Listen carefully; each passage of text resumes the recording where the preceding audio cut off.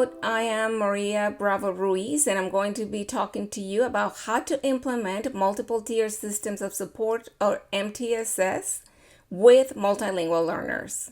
MTSS is a process that allows schools to provide multiple levels of instruction in order to help students meet their grade level academic standards.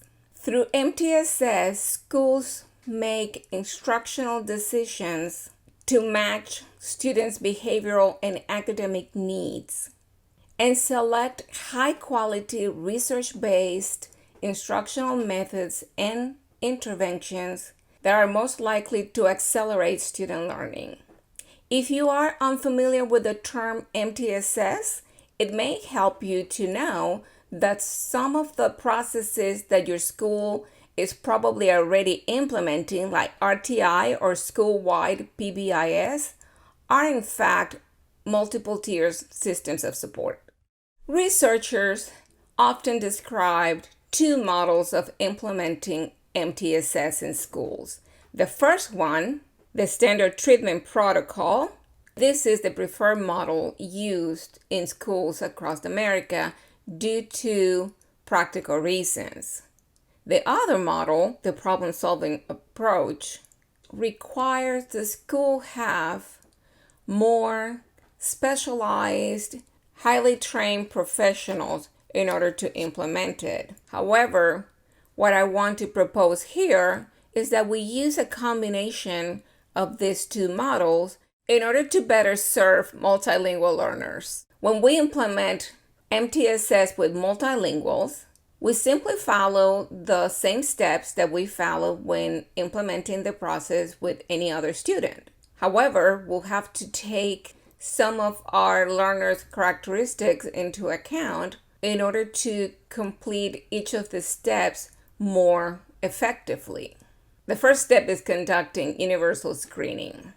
To do this, most schools use readily available materials such as DIBELS probes or Ames web probes, EasyCBMs, or any other assessments associated with some of the computer-based intervention programs that the district might have adopted. Most of these assessments have been found to effectively measure multilinguals' performance and skills. However, we have to make sure that we are measuring those skills in the language in which the child has received the instruction.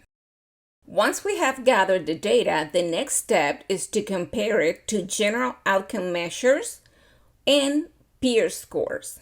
General outcome measures provides us with information about how specific students compared to the established criteria for the grade level and skills that are being assessed, while peer scores allows us to interpret students' performance in context.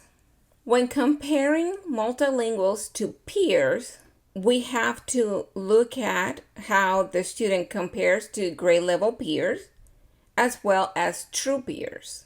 So grade level peers would be all the other students in the class, regardless of the language characteristics or backgrounds.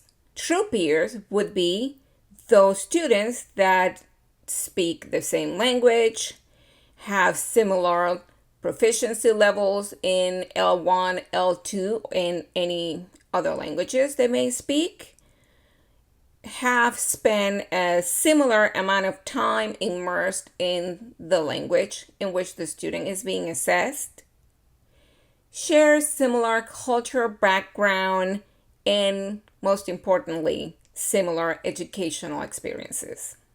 Comparing how multilingual's performance compares to that of true peers ensures that the assessment and our interpretation, of course, is fair and accurate. The next step would be to decide if the student requires an intervention. At this point, the school team in charge of analyzing data and making decisions has to consider the following guidelines. First, when a large number of students perform below expectations, the team has to examine the quality of core instruction and develop teachers' capacity. An important point here is to look at student performance not just as a whole group, but also look at subgroups within the class. For example, maybe when analyzing data for the whole class, the number of students that underperform on the assessment may not seem particularly large. But when looking at subgroups, we may notice that a very high percentage of multilinguals receiving instruction within that whole groups have its score very low on the assessment, which could lead us to assume or suspect that the teacher may need some additional professional development to more effectively instruct this particular group of students. In that case, an appropriate intervention would be to provide the classroom teacher with additional training and professional development activities to help them improve the quality of their instruction to multilinguals in the classroom. On the other hand, when only few students in the class perform below expectation, the team will have to decide the type of intervention deemed more appropriate for each student based on their scores and specific needs. For example, a student that performs only slightly below expectations may be prescribed targeted interventions or Tier 2 interventions, as many schools label them. But if individual students perform significantly below expectations, the team may decide to provide them with individualized interventions, which are usually more intensive and delivered more often. This would be the equivalent to Tier 3 interventions, according to some of the MTSS models used at many schools. If the team decides that a multilingual learner would benefit from additional interventions, the next step would be to select an intervention that is appropriate for the student based not only on their scores, but their individual characteristics. As I mentioned earlier, commonly used universal screening tools can effectively measure multilingual's performance. However, they do not explain the reasons for students' deficits. We also know from research that prescriptive protocols diminish schools' ability to personalize instruction, which is essential in supporting the academic success of multilingual learners. Thus, when selecting interventions for multilingual learners, the team has to take some factors into consideration. First, the team needs to identify and define the problem presented by an individual student in observable terms. That is, we need to go beyond the scores and gather additional data that helps us understand the reason for the student's problems or struggles in that particular skill or subject in which we have decided to intervene. Next, we need to analyze the problem and identify any possible variables that could be influencing the student performance. In the case of multilinguals, of course, the first aspect to consider should be language development, cultural issues, and even in some cases, some emotional factors that could be playing a role in student performance during specific activities. Then the team must consider appropriate interventions for multilinguals and determine the intervention's language requirements so that they're able to adjust the intervention or provide the necessary accommodations to make the intervention accessible to the multilingual learner. For example, we know from research that English learners respond to basic features of effective instruction used with native English speakers. So they're very likely to benefit from some of the same interventions that we used to help any other student improve their phonemic awareness, decoding skills, oral reading fluency, reading comprehension, vocabulary, or writing skills. Of course, they're going to need more time to practice the acquired skills in the language, and many of them will need additional language supports in order to fully benefit from the intervention. Once we have selected interventions that we believe are likely to work with our multilingual learners, the following step would be to implement the selected interventions with fidelity. An important step here will be to decide the language of the intervention. We know that for interventions to be effective, they should be delivered in the language in which the student is receiving instruction. If the language of instruction is the student's L2, the effectiveness of the interventions could be improved by providing supports in L1 when appropriate. If the student has received limited instruction in L2, the team can start the intervention in L1 and move towards L2 as the learner's knowledge increases and they become more comfortable working in the added language. Regardless of the language status, the team can implement the selected interventions with fidelity, provided that they have considered language as an important factor to be included and addressed within the intervention. Schools may want to consider systematically adopting strategies or a system to facilitate teachers and interventionists' understanding of how to support student language throughout the intervention. An example would be the PLUS system, which presented as a cognitive strategy to ensure that teachers and interventionists consistently provide the supports that multilinguals need during interventions, whether it is Tier 1 or core instruction interventions or targeted interventions and individualized interventions. So PLUS is an easy to remember acronym that involves a set of strategies proposed for use with students with disabilities who also happen to be multilinguals, or for multilinguals who have some sort of special learning needs. The P stands for pre-teaching vocabulary, and in this case, it would be the vocabulary that the student is going to need to access the intervention and also to successfully participate in the intervention and communicate understanding and knowledge of the content that they are learning through the intervention. The L would stand for language modeling and providing opportunities to use academic language.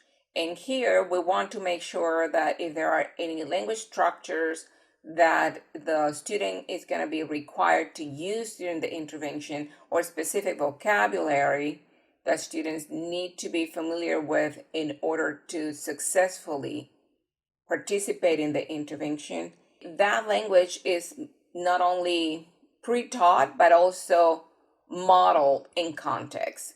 In this case, of course, the context of the interventions and the tasks that the student will be completing as part of the intervention. The U stands for using visuals and graphic organizers, which are strategies that teachers of multilinguals integrate in their instruction on a regular basis. But if the intervention is being provided by a professional that has not been formally trained on how to work with multilinguals, they may not consider doing this unless it's already part of the intervention. Some of the interventions that schools regularly use may not include the type of visuals that a multilingual might need. Also, if we are providing individualized instructions, the visuals and the type of graphic organizer appropriate to use with the student may vary from individual to individual. So we want to make sure that the staff in charge of actually delivering the intervention is going to be aware of the needs for visual support and it's going to be prepared before they start delivering the intervention. The next one would be the first S, and that one stands for systematic and explicit instruction. And we know that interventions must be delivered systematically, and explicit instruction is part of most interventions we would use with students that are in need of supplemental or more intensive instruction. With our students, time is also limited, so we want to make sure that all the support that the intervention is going to need are ready and available prior to starting the interventions, that everything has been planned out very meticulously so that all the time spent on the intervention is actually used for providing explicit instruction. The last S refers to the strategic use of L1. So we know that ideally the intervention should be delivered in the target language, but some students may benefit from the strategic use of their L1 in order to clarify or help transition the understanding of concepts or is sometimes even just instructions. But when we say strategic, that means really in the spaces and at the times what is really needed and is going to make a significant difference in helping students access that information and transition to the use of the target language effectively. This does not mean necessarily translating the entire intervention or having an interpreter during the entire time that the intervention is happening. A question educators often ask is how much practice they need to provide or how much time they should be spending on these interventions with multilinguals. Well, research suggests that a daily dose of 10 to 20 minutes of small group instruction or small group interventions is necessary in order to see significant progress or noticeable progress. Okay, so far we have done our universal screening. We have compared students' data to general outcomes and peer scores. We have decided if the intervention is necessary and selected the interventions. We have made all the preparations for implementing the selected interventions with fidelity. And now we need to start monitoring student progress. And when we monitor student progress, we have two purposes in mind. One, we want to objectively assess the student response to the intervention. We want to know, is the intervention working? In the only way to determine if the intervention is working for the student is to assess if the student is showing sufficient progress or making progress at an adequate pace. And this is at a pace that is actually going to allow the student to get closer to where we expect him to be at this point in the school year on time. Also, we want to evaluate the different factors that may be influencing the effectiveness of the intervention. And this is key when working with multilinguals because there are so many different factors that influence their learning, which are not considered when we're working with monolinguals. We want to monitor progress regularly and be very mindful of the way that the different supports are being provided and all the external and internal factors that may be affecting the students' response to the instruction. We collect our progress monitoring data and analyze it, and then it's time to determine our next steps. And here, there are 3 different decisions that we are likely to make based on the data. If the student has made sufficient progress, we have the option to discontinue the intervention or modify the intervention to provide less intensive instruction. For example, if we have been providing a Tier 3 individualized intervention and the student has made sufficient progress, but we believe that he may still need additional practice or at least benefit from having some supplemental instruction to ensure that the skills that he's been developing are maintained, then we can choose to not discontinue the intervention altogether, but to just move the student from the Tier 3 interventions to the Tier 2 or targeted interventions. Well, he will still be receiving that extra practice, but mostly focusing on grade level content or skills. Another decision we can make if the student has made some progress, but not enough progress for us to feel that the student is ready to move to a less intensive intervention or to be off interventions altogether, then we could modify the intervention, which could involve revising the types of supports that are being offered, increasing the amount of time that we are spending on the intervention or the frequency. Let's say we were providing intervention 4 times a week, we might choose to go with 5 times a week, or we were doing 10 minutes, we may choose to do 20 minutes a day. That would be a way of modifying the intervention. We could also revise the intervention to increase the amount of time during the intervention devoted to specific skills that the student seems to be taking longer to develop compared to others. But we could also decide to increase the intensity of the intervention. So let's say that we were providing the intervention in a small group of 4 or 5. We may decide to start providing the intervention in a group of 3 or 2, because this is going to provide the student with more opportunities to respond, which helps make the intervention more intensive.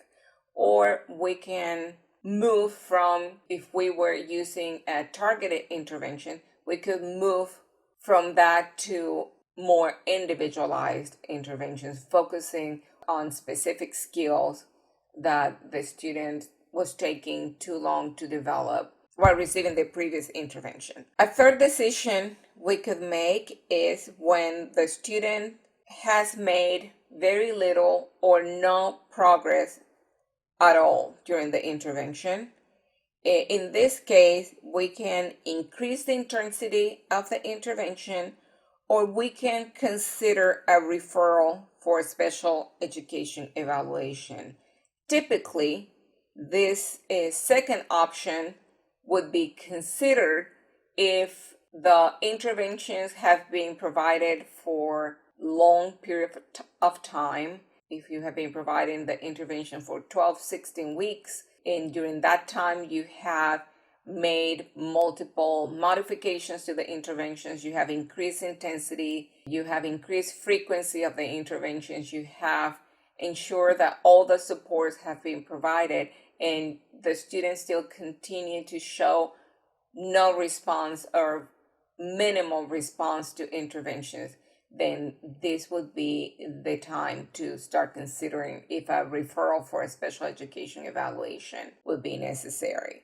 But an important thing to keep in mind here is that before you get to this point, you would have had to go through the process of revising the interventions you selected and making sure that enough modifications and enough supports have been tried before you decide that this is the right path to take.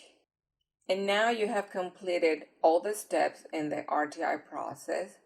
If during the analysis of the progress monitoring data, you made the decision to move your student to a more intensive or less intensive intervention, you would continue to work through those two last steps, providing interventions, collecting data, analyzing data, until the final decision is made to exit the student from interventions or to, like I said before, refer the student for a special education evaluation, at which point you would have to be collaborating with your school level evaluation team and then start a whole new different process. The important thing to remember throughout this process is that in order for multiple tier systems of support, or RTI, to be effective when implementing it with multilinguals, language development educators and interventionists must work together. Collaboration is going to be key in the success of RTI implementation or the implementation of any other multi-tier system of support with multilinguals. The fact that multilinguals have learning needs that are not being addressed by core instruction provided in the classroom, it does not mean that they automatically stop being multilinguals. So the supports that would typically be provided throughout effective core instructions must be considered and integrated into any type of intervention that is provided. And if the ultimate result of this process is that the student is referred for a special education evaluation and eventually qualifies under IDEA for receiving special services, those supports and those considerations also have to be maintained when planning for instruction in the future. But like I said, the only way to achieve this and to successfully provide the instruction and supports multilinguals need is through the collaboration of all the different professionals that are involved in working with these students.